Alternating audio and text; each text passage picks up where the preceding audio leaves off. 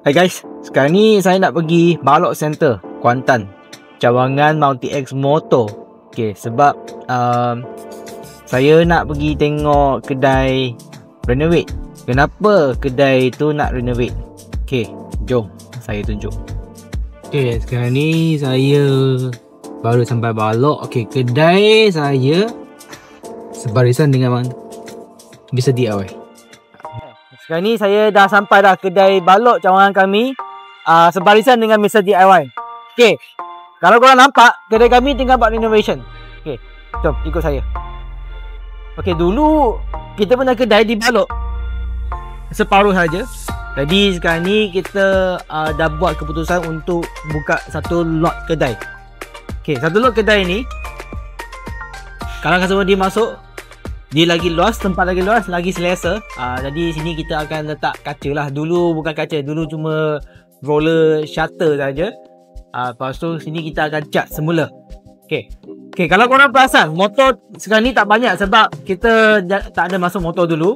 Sampailah kita habis renovation baru kita masuk motor. Sebab kalau tak ada, motor ni berhabuk sebab kita belum siap renovation lagi. Sebab apa kita nak buka satu lot kedai? Sebabnya kita nak bagi tempat yang lagi selesa. Kita boleh letak banyak motor lagi compare dengan sebelum ni. Sebab sebelum ni kita separuh saja. Jadi kita punya motor tak banyak lah. Jadi kalau kita buka satu lot kedai, motor lagi banyak.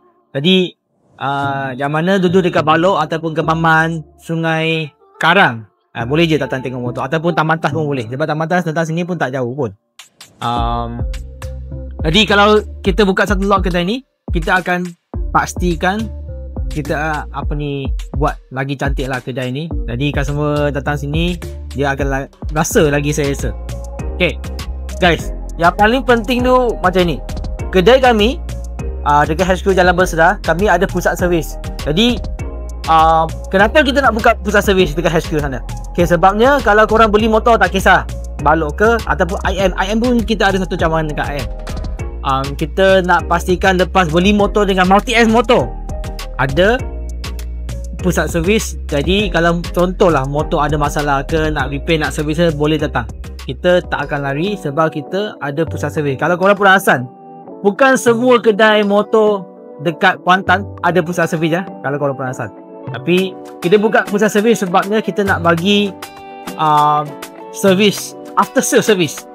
Okay, after sale service ni sangat penting. Kalau korang beli motor dengan kedai motor yang tanpa pusat servis, korang tengok macam mana dia orang cakap. Okay, jadi kedai ni kita tengah buat renovation.